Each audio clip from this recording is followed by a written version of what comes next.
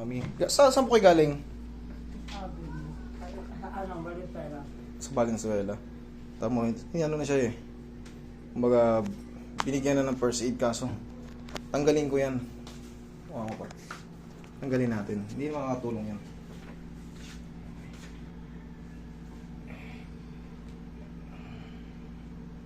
Likod.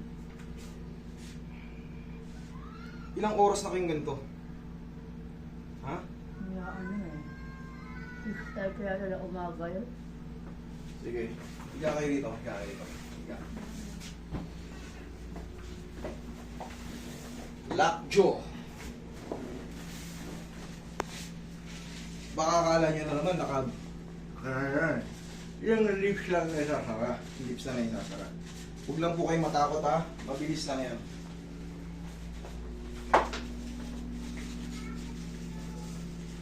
Relax lang po ha. Sige nga lang. Huwag mo kayo matatakot. Relax lang ha. Sige nga lang. Relax lang. Sige. Gano'n lang. Sige. Luwagin nyo lang yung bibig nyo. Luwag nyo lang. Luwag nyo lang. Huwag kayong umangang. Yan. Luwag nyo lang. Sige. Okay. Okay. Thank you Lord. Okay, dyan ka lang muna. Kaya umaga pa. Okay. O sige, upo na kayo. Kata nyo, mabilis lang. Okay, upo na kayo. Ma'am, upo na kayo. Okay. O sige, upo na kayo. Dyan lang kayo. Biglang pala kabilis. Ganun pala kabilis. Hindi, nagkamali kayo ano eh. Huwag nyo nang babanggitin yung ospital ha. Nagkamali kayo ng pinuntahan eh. Yung ospital na pinuntahan nyo, pang emergency talaga yun. Kaso, etong TMJD, hindi to sakit. Kumbaga, dislocation to na kailangan may expert para sa TMJD. Okay? Lock go. Kita nyo naman. Pero at least, kinasikaso kayo. Kaso, talagang hindi talaga siya para doon. Okay? Pero, kita nyo, saglit lang, di ba? O, thank you Lord. Dali ha.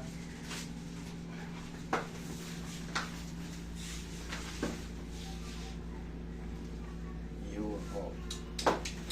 Tamis nyo na bang yun kayo? Hindi pa kumakain yan, pre.